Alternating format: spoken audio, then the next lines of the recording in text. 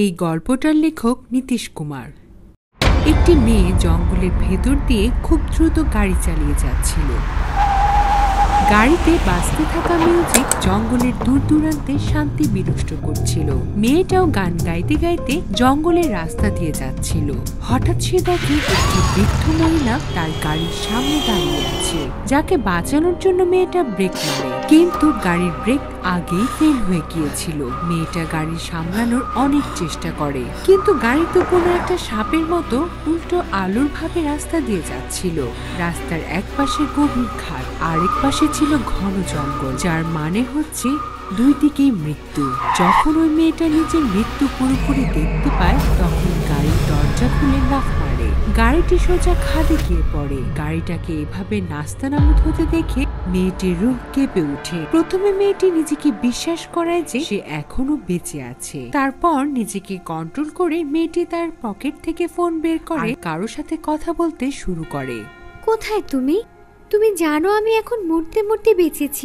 আমি এখন আর কিছু শুনতে চাই না। তুমি জলদি আসো আর আমাকে নিয়ে যাও। আমি এই জঙ্গলে ভীষণ ভয় পাচ্ছি। মেয়েটির কথা শুনে রোহান মুচকি হেসে বলে, আরে তোমার জানেমান তো শুধু আমি। এখন অন্য কেউ কিভাবে আমার কাছ থেকে তোমাকে কেড়ে নেবে? হ্যাঁ, নট সো ফানি রোহান। তুমি জানো না আমি কিছুক্ষণ আগে মৃত্যুর মুখ থেকে ফিরে এসেছি, আর তুমি এখনো রোমান্স নিয়ে পড়ে আছো। কুমুদের কথা শুনে রোহানও তার অবস্থা অনুমান করে নেয়। এটা শুনে রোহান তৎক্ষণাৎ কুমুদকে সামলানোর জন্য বলে, কুমুদ, আমি রাস্তাতেই আছি, তুমি কোনো চিন্তা করো না। এখন তুমি নিজেই রেগে গাড়ি খারাপ করে চলে গিয়েছিলে, এতে আমার কি দোষ? জানি না কে তোমাকে এই আর্মি অফিসারদের লাইফ নিয়ে ডকুমেন্টারি লেখার আইডিয়া দিয়েছে। একদম পুরোপুরি পাগল করে দিয়েছে তোমাকে এটার জন্য। রোহানের এই কথা শুনে কুমুদ বলে, আমি জানতাম তুমি ভুলে যাবে। আমি এই ফিল্ম ছাড়াও তোমাকে আরো একটি কথা বলেছিলাম, যেটার কথা তুমি একবারও বললে না। কুমুদ, মনে আছে আমার, তুমি আমার জন্য সারপ্রাইজ প্ল্যান করেছো। এখন সেটা কি তা তো আমি ওখানে গিয়ে জানতে পারবো। ব্যাস, তুমি কষ্ট করে আস্তে আস্তে ক্যাম্পের দিকে আসতে থাকো। আমি তোমাকে রাস্তাতেই হয়তো পেয়ে যাব। আর ভয় পেও না, ওটা তো আর্মিদের এলাকা। কুমুদ রোহানের সাথে কথা বলতে বলতে পায়ে হেঁটেই এই রাস্তা দিয়ে যাচ্ছিল। কিছুটা দূরে যেতে হঠাৎ তার আশেপাশে ওই বুড়ি মহিলাটার ছায়া ঘুরতে শুরু করে, যার কারণে সে মরতে মরতে বেঁচেছিল। সেই কালো ছায়া এখন কুমুদের গলা চেপে ধরে তার শ্বাস আটকে ফেলেছিল। তার শরীরে আঁচড় কাটছিল, যার জন্য কুমুদ নিজেই রক্তেই ভিজে গিয়েছিল। কেউ আছো? কেউ তো আমার সাহায্য করো। জানি না আমার কি হয়ে গিয়েছে। আর এটা কি এমন জিনিস যেটা আমার আশেপাশে ঘুরছে, আমাকে মারার চেষ্টা করছে? কেউ তো আমাকে সাহায্য করো। কেউ কি আমার কথা শুনতে পাচ্ছো? এই এক মুহূর্ত আগে যে কুমুদ হাসতে হাসতে রোমানের সাথে কথা বলছিল, সেই কুমুদ এখন তার প্রাণ বাঁচানোর জন্য ছটফট করছিল। সেই বৃদ্ধ মহিলা কালো ছায়া কুমুদকে মাঝ আকাশে নিয়ে যায়। কুমুদ এখন আকাশের এতটাই উপরে চলে গিয়েছিল যে পুরো জঙ্গল আর খাদে তার পুড়তে থাকা গাড়িটাকেও খুব সহজে দেখতে পাচ্ছিল। কুমুদ বুঝতে পেরে গিয়েছিল হয়তো সে এখন আর বাঁচবে না। কুমুদ যখন তার শেষ নিঃশ্বাস নিচ্ছিল, তখনই সে কারো ডাক শুনতে পায়। কে কে এইভাবে চিৎকার করছে? আমি বলছি সামনে এসো। আকাশের উপরে থাকা কুমুদ তার মৃত্যুকে স্মরণ করছিল। হঠাৎ এই আওয়াজ শুনে কুমুদ সাহস জুটিয়ে বলে, এখানে উপরে তাকান, আমি উপরে আছি। এই বৃদ্ধ মহিলার ছায়া আমাকে মারার চেষ্টা করছে। আমি মরতে চাই না। আমার ভেতরে বড় হয়ে ওঠা ছোট প্রাণটাকে আমি এই পৃথিবীতে দেখাতে চাই। প্লিজ আমাকে সাহায্য করুন। ব্যথায় কাতরাতে থাকা কুমুদ চিৎকার করে করে কাঁদছিল, আর ওই ব্যক্তিটিকে সাহায্যের জন্য ডাকছিল। কুমুদের কথা শুনে ওই ব্যক্তি নিচে পড়ে থাকা একটি কাঠ উঠায়, তারপর তার উপরে একটি রুমাল বেঁধে সেটাকে মশালের মতো জ্বালায়। তারপর সেটাকে কুমুদের দিকে ছুঁড়ে মারে। মশাল কুমুদের পাশ কাটিয়ে চলে যায়, যার কারণে তার আশেপাশে ঘুরতে থাকা সেই বুড়ি মহিলার ছায়া কুমুদের থেকে দূরে সরে যায়। পরক্ষণে কুমুদ একই ধাক্কায় জঙ্গলের ঘাসের উপর পড়ে যায়। ম্যাডাম জি, ঠিক আছেন তো? আপনার কোথাও লাগেনি তো? সেই ব্যক্তি অন্ধকারের মধ্যে জঙ্গলের ঝোপঝাড়ের ভেতর কুমুদকে খুঁজতে শুরু করে। সেই ব্যক্তি কুমুদকে অনেক খুঁজে। এমনটা কিভাবে হতে পারে? সে তো উপর থেকে এখানেই পড়েছিল, কিন্তু এক মুহূর্তের মধ্যেই কোথায় গায়েব হয়ে গেল? এই ব্যক্তি যখন এই কথাগুলো বলছিল তখনই সে দূর জঙ্গলে দুটি চমকানো চোখ দেখতে পায়। সেটা দেখে পরিষ্কারভাবে বোঝা যাচ্ছিল সে একজন মানুষই ছিল, যে এই দুইজনের উপর নজর রাখছিল। এই জিজ্ঞাসা নিয়ে যখন ওই ব্যক্তি জঙ্গলের ওই চোখের পিছু করতে যাবে তখনই সে কুমুদের ব্যথার আর্তনাদ শুনতে পায়। সেই ব্যক্তি যখন ওই আওয়াজের পিছু করে তখন দেখে কুমুদ নিজের রক্তে লুটপাট হয়ে জঙ্গলের ঘাসের উপর পড়ে আছে। কিছু হবে না তোমার, সবকিছু ঠিক আছে, তুমি ভয় পেও না, আমি তোমাকে এক্ষুনি হাসপাতালে নিয়ে যাব। এই কথা বলে সে ব্যক্তি কুমুদকে নিয়ে হাসপাতালের উদ্দেশ্যে রওনা হয়। কিছু দূর যাওয়ার পরে কুমুদ যখন একটু সুস্থ বোধ করে তখন দেখে যে ব্যক্তির সাথে সে হাসপাতালে যাচ্ছে সেই ব্যক্তির শরীরে ইন্ডিয়ান আর্মির স্যুট, যেটা দেখার পর কুমুদ স্বস্তি পায়। বুঝতে পেরে গিয়েছিল সে এখন একদম সুরক্ষিত। কুমুদ সেই অফিসারকে কিছু জিজ্ঞাসা করতে যাবে তখনই সেই অফিসার কুমুদকে বলে, তোমার নাম কি? আরে তোর রাতে মাঝ আকাশে কি করছিলে?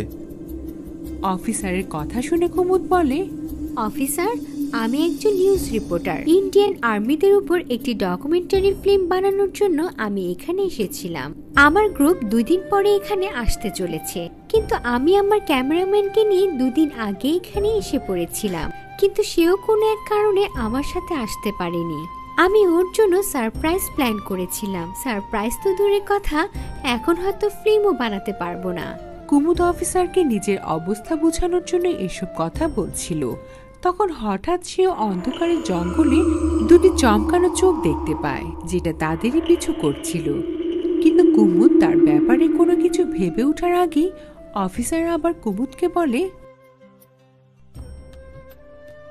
সারপ্রাইজ? তাও আবার এই জঙ্গলের ঝোপের মধ্যে? বেশ ডেয়ারিং মেয়ে তো তুমি। তোমার তো রিপোর্টার না, বরং ইন্ডিয়ান আর্মি হওয়া উচিত ছিল। অফিসারের কথা শুনে কুমুদের চেহারাতেও হাসি ফুটে ওঠে, কিন্তু কিছুক্ষণ পরেই সে অশুভ ঘটনার ইঙ্গিত পেয়ে যায়, যেটাকে মনে করে কুমুদ মাথা নিচু করে অফিসারকে শুধু এটাই বলে, অফিসার, যে ক্যামেরাম্যানের কথা আমি আপনাকে বলেছিলাম সে আমার বয়ফ্রেন্ড। আমি নিজে ওকে বিয়ের জন্য প্রপোজ করব। তারপর যদি সে হ্যাঁ বলে দেয় তাহলে আমি তাকে আমাদের বাচ্চার কথা বলবো, নয়তো দেখি সামনে কি হয়। এখন শুধু আমি দ্রুত ঠিক হতে চাই। কুমুদ অফিসারকে তার অতীত দেখাচ্ছিল। তখনই আবার কুমুদ ওই চোখ দুটো দেখতে পায়, যেটা আস্তে আস্তে বড় হয়ে চলেছিল, যার মানে একদম পরিষ্কার ছিল। ওই চোখ দুটো এখন কুমুদ আর অফিসারের একদম কাছে এসে পড়েছিল। সেই চোখ দুটো এতটাই ভয়ানক ছিল যে সেটাকে দেখার পর কুমুদ নিজের চোখ বন্ধ করে নেয়। তারপর আস্তে আস্তে অফিসারের কানে কানে বলে, অফিসার, মনে হচ্ছে কেউ আমাদের পিছু করছে। ব্যাস, ওর চোখ দুটোই দেখা যাচ্ছে, যেটা বেশ ভয়ানক আর বিপজ্জনক। হয়তো আবার সেই বৃদ্ধ মহিলার ছায়া আমাকে মেরে ফেলবে। নিজের কথা ভেবে একবার আবার কুমুদের চোখ ভেজে যায়, কিন্তু অফিসার কুমুদকে ভরসা দিয়ে বলে, তুমি ভয় পেও না, যতক্ষণ পর্যন্ত আমি তোমার সাথে আছি আমি তোমার কিচ্ছু হতে দেব না। এই কথা বলে অফিসার আর কুমুদ আবার পুরো জঙ্গলকে খুব ভালোভাবে লক্ষ্য করে দেখতে থাকে, কিন্তু কেউই কালো অন্ধকার ছাড়া আর কিছুই দেখতে পায় না। কিন্তু যখনই অফিসার আর কুমুদ আবার হাঁটা শুরু করবে তখনই কুমুদ ভয়ে চিৎকার করে ওঠে। ওই দুটি চোখ এখন অফিসার আর কুমুদের একদম সামনে ছিল, যার এখন পুরো শরীর দেখা যাচ্ছিল। অফিসার কোনো কিছু করে ওঠার আগেই সামনে দাঁড়ানো সেই ব্যক্তি অফিসারের চোখে কিছু একটা ছুঁড়ে মারে, যার ফলে অফিসার এক মুহূর্তের মধ্যে অন্ধ হয়ে যায়। তার চোখ জ্বলতে শুরু করে, সেও যন্ত্রণায় চিৎকার করছিল। আর এই সুযোগ নিয়ে সেই ব্যক্তি কুমুদকে খুব কঠোরভাবে চুল ধরে টেনে হিঁচড়ে খাদের কাছে নিয়ে যায়। কে তুমি? আমি কি ক্ষতি করেছি তোমার? কেন আমাকে মারার জন্য উঠে পড়ে লেগেছো? কুমুদ সেই ব্যক্তির কাছে মিনতি করে বলছিল, কিন্তু সেই ব্যক্তি কুমুদের একটা কথাও শোনে না আর তাকে টেনে হিঁচড়ে খাদের কিনারে নিয়ে আসে। কুমুদ এখন সেই ব্যক্তিকে নিজের একদম সামনে দেখছিল, যে তার চেহারায় বেশ ভয়ানক একটা মাস্ক পরেছিল আর তার চোখ চমকাচ্ছিল। সেই ব্যক্তি কুমুদকে খাদের কিনারায় দাঁড় করিয়ে দেয় আর কুমুদের গালে হাত বুলিয়ে শুধু এইটুকুই বলে, গুড বাই মাই লাভ কুমুদ। কুমুদ এই আওয়াজটা খুব ভালোভাবে চিনতে পেরে গিয়েছিল, কিন্তু সে তাকে কোনো কিছু বলে ওঠার আগেই সে মাস্ক পরা ব্যক্তি কুমুদকে খাদের নিচে ফেলে দেয়। কুমুদ একটি চিৎকারের সাথে খাদ থেকে নিচে পড়ে যায়। কুমুদের চিৎকার শুনে সেই ব্যক্তি জোরে জোরে হাসতে শুরু করে। সে হাসতে হাসতে যখনই ফিরে যাচ্ছিল তখনই সে পেছন থেকে এমন কিছু শোনে যা শোনার পর তার সারা শরীর ঠান্ডা হয়ে যায়, তার রক্ত জমে যাচ্ছিল। রোহান, তুমি আমার সাথে এমন করলে? আরে তুমি তো আমাকে সত্যি ভালোবাসতে, তাই না? তাহলে আমাকে মারতে চাইছো কেন তুমি? রোহান, এখন তো আমার নিজের উপর ঘেন্না হচ্ছে। আফসোস, আমি কখনো তোমার মতো খারাপ মানুষকে ভালোবেসেছিলাম। রোহান বুঝতে পেরে গিয়েছিল এই আওয়াজ কুমুদের। সে কাঁপতে কাঁপতে যখন পেছনে ঘুরে তখন দেখে অফিসার খাদ থেকে কুমুদকে উঠিয়ে নিয়ে আসছে, আর তাকে সে রোহানের সামনে দাঁড় করিয়ে দেয়। কুমুদকে একদম সুস্থ স্বাভাবিক দেখে রোহানের শরীর ঠান্ডা হয়ে যায়। রোহান তৎক্ষণাৎ তার মাস্ক খুলে দূরে ফেলে দেয় আর নিজের বন্দুক বের করে কুমুদের দিকে তাক করে দেয়। তোমার মতো হাজারটা মেয়ে রোহানের পেছে ঘুরেছে, আমি কখনো একজনের হয়ে থাকিনি। আর তুমি তো একদম আমার গলায় ঝুলে পড়েছিলে। আমি জানি কুমুদ, তোমার পেটে আমার বাচ্চা বেড়ে উঠছে, তাই আমি ইচ্ছে করেই তোমার গাড়ির ব্রেক ফেল করে দিয়েছিলাম, কিন্তু তুমি বেঁচে গেলে। আমি তো তোমার চুল আর কাপড় দিয়ে তোমার উপর কালো জাদু করেছিলাম, কিন্তু তুমি তবুও বেঁচে গেলে। কিন্তু এখন আর না, এখন তুমি মরবে। আমি তোমাকে মেরে ফেলবো, তাও আবার নিজেরই হাতে। রোহান কথা বলে তার উপর গুলি চালিয়ে দেয়, কিন্তু একটা গুলিও কুমুদের শরীরকে ছুঁতে পারে না, কারণ অফিসার একদম কুমুদের সামনে দাঁড়িয়ে পড়েছিল। তাই সে সব গুলি অফিসারের শরীরে ঢুকে যায়। আমরা দিনরাত বোর্ডের আশেপাশে ঘুরে বেড়াই, নিজের দেশের জন্য নিজের প্রাণ কুরবান করি, কিন্তু তোমাদের মতো কিছু অমানুষ যারা দেশের ভিতরেই ঘুরছে, তাহলে কিভাবে কেউ শান্তিতে থাকতে পারবে? এ কথা বলেই অফিসার রোহানকে আবার খাদের নিচে নিয়ে যায়। রোহানের যখন হাজার হাজার ফুট গভীর খাদের নিচে যায় তখন তার রূহ কেঁপে ওঠে। সে বুঝতে পেরে গিয়েছিল যে তার মৃত্যু তার আশেপাশে আছে। কুমুদ, আমাকে বাঁচাও কুমুদ, এই অফিসার আমাকে মেরে ফেলবে। আমি মরতে চাই না, প্লিজ আমাকে বাঁচিয়ে দাও। এক্ষুনি আমি তোমাকে বিয়ে করব। হ্যাঁ, আমি তোমাকে বিয়ে করার জন্য প্রস্তুত আছি। আমি তোমার সাথেই তোমার বাচ্চার খেয়াল রাখবো। রোহানকে এমন কাতরাতে দেখে কুমুদ তার মুখ ফিরিয়ে নেয় আর রোহানকে শুনিয়ে শুনিয়ে বলে, রোহান, আমার পেটে যে বাচ্চা আছে সেটা আমার, আর ওকে আমি একাই বড় করে তুলবো। তুমি আমার জন্য যা যা করেছো তা আমি কখনো ভুলবো না। আমি চেষ্টা করব তোমার কোনো ছায়া বা কোনো স্মৃতি যেন আমার বাচ্চার উপর না পড়ে। ব্যাস, আজ এখন আর এই সময়ে আমি তোমার সাথে আমার সব সম্পর্ক শেষ করছি। তুমি কে? আমি তোমাকে চিনি না। তুমি আমার চোখের সামনে থেকে দূরে যাও। কুমুদের কথা শেষ হতেই অফিসার রোহানকে ধাক্কা দিয়ে খাদে ফেলে দেয়, যার চিৎকার শুনে কুমুদ বুঝতে পেরে যায় রোহান শেষ। কুমুদ পেছনে ঘুরে তাকায়, তখন সে ওই অফিসারকেও দেখতে পায় না। তারপর ফিল্ম নিয়ে রিসার্চ করার সময় কুমুদ জানতে পারে যেই অফিসার তার প্রাণ বাঁচিয়েছিল তার নাম হরভজন সিং, যে 1986 সালে শহীদ হয়ে গিয়েছিল, কিন্তু আজও তার আত্মা দেশের বর্ডারে ঘুরে বেড়ায়।